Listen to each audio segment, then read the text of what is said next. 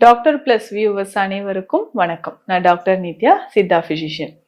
ஒரு சிலர் என்கிட்ட கேட்குற கேள்வி, மேம் நைட்ல தூங்கும்போது பால் குடிக்கலாமா?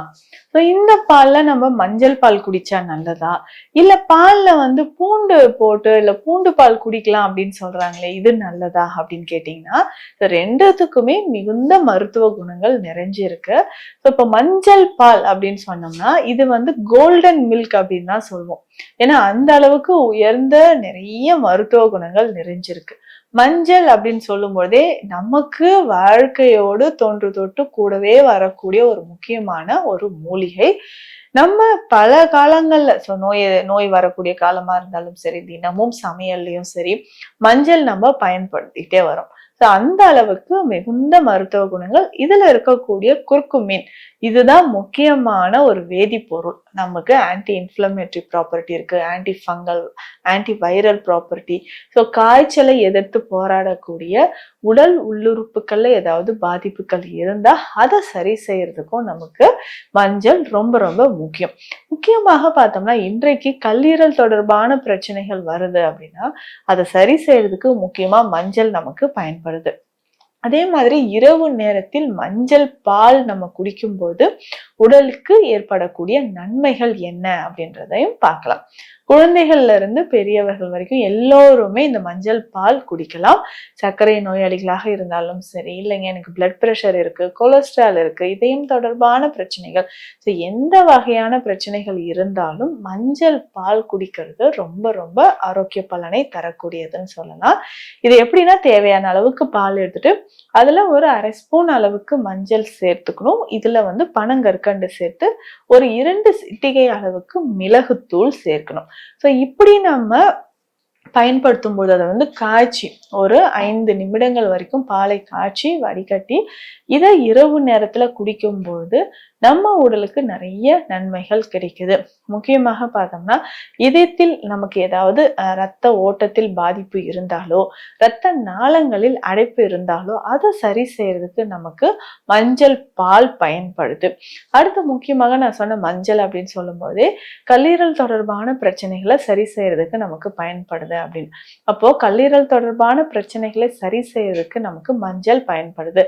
ஜாயிண்டிஸ் இருக்கு, ஃபேட்டி லிவர் சிர்ஹோசிஸ், முக்கியமாக பித்தப்பையில் ஏற்படக்கூடிய கற்கள், இதை சரி செய்யறதுக்கும் நமக்கு மஞ்சள் பால்ல மஞ்சள் பொடி சேர்த்து நம்ம பயன்படுத்தும் போது நிறைய பலன்கள் நமக்கு கிடைக்க ஆரம்பிக்குது. மஞ்சள் பாலை நம்ம தொடர்ந்து குடிச்சிட்டே வந்தோம்னா இன்னும் உடல்ல நிறைய மாற்றங்கள் கிடைக்கும். அதாவது மூட்டுக்கள் தொடர்பான வலி இருக்கு, எங்கேயாவது இன்ஃப்ளமேஷன் இருக்கு, ரத்த கட்டு இருக்கு அப்படின்னா அதை சரி செய்யறதுக்கும் நமக்கு மஞ்சள் பால் பயன்படுது. முக்கியமாக பார்த்தோம்னா தொற்று நுரையீரல் சம்பந்தப்பட்ட பிரச்சனைகள் இருக்கு, கோல்டு காஃப் இருக்கு, இதை சரி செய்யறதுக்கும் நமக்கு மஞ்சள் பால் பயன்படுது. தொடர்ந்து தினமுமே நம்ம மஞ்சள் பால் இரவு நேரத்துல குடிக்கலாம். இதை தாண்டி இன்னும் ஒரு விஷயம் என்னன்னா, இந்த பூண்டு பால்னு ஒன்று சொல்றீங்க இல்லையா, இந்த பூண்டு பால் எப்படி பயன்படுத்தலாம், இதனோட நன்மைகள் என்ன அப்படின்னு பார்க்கலாம். இதுல இருக்கக்கூடிய அலிசின் மற்றும் சல்ஃபர், இந்த 2 ஆல்கலைடும் நமக்கு என்னன்னா உடல்ல இருக்கக்கூடிய பல பிரச்சனைகள், முக்கியமாக இதய நலனை பாதுகாப்பதற்கு நமக்கு பூண்டு ரொம்ப ரொம்ப முக்கியம். ஆன்டி கொலஸ்ட்ரால் ப்ராப்பர்ட்டி இதுல இருக்கிறதுனால நம்ம உடல்ல இருக்கக்கூடிய தேவையற்ற கழிவுகளை வெளியேற்றுவதற்கு நமக்கு பூண்டு பயன்படுது. இதை எப்படி நம்ம செய்யலாம்னா, தேவையான அளவு பால் எடுத்துட்டு அதுல ஒரு 4 to 5 பல் பூண்டை எடுத்து நசுக்கி அந்த பால்ல போட்டு நல்லா வேக வைக்கணும். ஒரு 3-4 நிமிடங்கள் நல்லா கொதிச்ச பிறகு அந்த பூண்டை வடிகட்டிட்டு பால் மட்டும் குடிக்கலாம். இல்ல நான் பூண்டோடயே சேர்த்து சாப்பிட்றேன் அப்படின்னாலும் சாப்பிடலாம். இதனோட ஒரு 2 சிட்டிகை அளவு மஞ்சள் பொடி, இதுலயும் பார்த்தோம்னா பனங்கற்கண்டு 2 துளி அளவுக்கு மிளகு சும்மா சேர்த்துட்டு இதை நல்லா கொதிக்க வச்சு ஒரு 5 நிமிடங்கள் நல்லா வெந்ததுக்கு அப்புறம் அந்த பூண்டோடைய சேர்த்து அந்த பாலும் நம்ம குடிக்கலாம். இதனால பலன்கள் என்னன்னா, இதயம் தொடர்பான பிரச்சனைகள் இருந்தாலோ, உடல் பருமன் குறைவதற்கு, பாலூட்டும் தாய்மார்களுக்கு இது ரொம்ப முக்கியம். பாலூட்டும் தாய்மார்களுக்கு அது நல்ல பால்லயே வேக வைத்த பூண்டோ சாப்பிட்டுட்டு அந்த பாலையும் நம்ம குடிச்சிடணும். இந்த மாதிரி நம்ம ஃபாலோ பண்ணிட்டு வந்தோம்னா நம்ம உடல்ல இருக்கக்கூடிய பல பிரச்சனைகள் குணமாகுது. ஒரு சிலர் என்னன்னா பூண்டு பால்ல வேக வச்சுட்டு பூண்டை எடுத்துட்டு அந்த பாலை மட்டும் குடிப்பாங்க.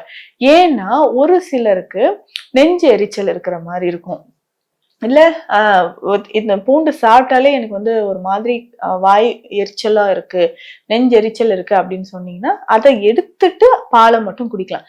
இல்லைங்க நான் பூண்டோட சேர்த்து சாப்பிட்றேன்னு சொன்னாலும் இதை சாப்பிட்டுக்கலாம். இது எந்த நேரத்தில் எடுக்கலாம்னா, மாலை நேரம் இல்லைன்னா காலையில, இரவு நேரத்தில் வேண்டாம். காலை இல்லைன்னா மாலை நேரத்துல நம்ம பயன்படுத்தும் பொழுது நம்ம உடலுக்கு தேவையான ஆற்றல் நமக்கு நிறையவே கிடைக்க ஆரம்பிக்கும். ஆற்றல் அப்படின்னு சொல்லும்போது வலிமைகள், நம்ம உடல்ல இருக்கக்கூடிய தேவையற்ற கழிவுகள், குடல் பகுதியில் இருக்கக்கூடிய கழிவுகள், முக்கியமாக மலக்குடல். ஸோ மலக்குடல் பகுதியில இருக்கக்கூடிய கழிவுகள் வெளியேறுவதற்கு நமக்கு பூண்டு பயன்படுது. ஸோ பூண்டு பால் குடிக்கும்போது இவ்வளவு நன்மைகள் நமக்கு கிடைக்குது. ஒரு சிலருக்கு என்னன்னா பூண்டும் சரி, மஞ்சளும் சரி, பால் வந்து குடிக்க முடியாதுங்க. பால் குடித்தா எனக்கு வந்து ஒரு மாதிரி வாமிட்டிங் வர மாதிரி இருக்கும் அப்படின்னு சொன்னீங்கன்னா, பால் எனக்கு வந்து அலர்ஜி அப்படின்னு சொல்றவங்க, இதற்கு இணையாக நமக்கு வந்து ஆன்டி கொலஸ்ட்ரால் ப்ராப்பர்ட்டி இருக்கக்கூடிய மூலிகைகளும் நிறைய இருக்கு. அதை நம்ம பயன்படுத்திக்கலாம். ஸோ இதற்கு முக்கியமாக நமக்கு என்ன தேவைன்னா கருஞ்சீரகம் தேவைப்படும். அதுலயே வந்து மஞ்சள் நமக்கு தேவைப்படுது. ஸோ கருஞ்சீரகம், மஞ்சள் ரெண்டும் எடுத்து வச்சுக்கணும். இதனோட சாதாரண நம்ம தினமும் பயன்படுத்தக்கூடிய சீரகம். ஸோ கருஞ்சீரகம், மஞ்சள், சீரகம், ஓமம் நமக்கு தேவைப்படுது. இதனோட வந்து பார்த்தோம்னா கொஞ்சமா நம்ம வந்து இந்த துளசி விதைகள் இதனோட சேர்த்துக்கணும். இது எல்லாத்தையுமே வறுத்து பொடி பண்ணி வச்சுக்கிட்டு, இது எந்த அளவுக்கு இருக்கோ இது எல்லாமே சேர்த்து ஒரு 200 கிராம் இருக்குன்னா 200 கிராம் அளவுக்கு சதாவரி பொடி நம்ம எடுத்துக்கணும். ஸோ இது எல்லாமே சேர்ந்த கலவை ஒரு 200 கிராம்னா 200 கிராம் அளவுக்கு சதாவரி பொடி எடுத்து எல்லாத்தையும் ஒன்னா கலந்துடணும். இந்த பொடியை பால்ல கலந்து ஒரு நாளைக்கு 2 வேளை பயன்படுத்தும் பொழுது நம்ம உடல்ல இருக்கக்கூடிய கழிவுகள், கொலஸ்ட்ரால், கல்லீரல் தொடர்பான பிரச்சனைகள் மற்றும் சிறுநீரகம் தொடர்பான பிரச்சனைகள் இது எல்லாமே குணமாவதற்கு இந்த மருந்து நமக்கு பயன்படுது. நம்ம பால்ல பூண்டும் சரி, மஞ்சளும் சரி போட்டு குடிக்கும்போது ஏகப்பட்ட மருத்துவ நன்மைகள் கிடைக்குது. பால் சேர்க்க மாட்டேன், பால் குடிக்காதவங்களுக்கும் ஒரு சித்த மருந்து பத்தி நான் சொல்லியிருக்கேன். இதை பயன்படுத்தும் போதும் இதனோட முழு பலன்களும் அந்த மருந்துல இருந்து நமக்கு பெறலாம். இந்த பதிவு உங்களுக்கு பயனுள்ளதாக இருக்கும் நம்புறேன். மீண்டும் அடுத்த பதிவில் சந்திக்கலாம். நன்றி.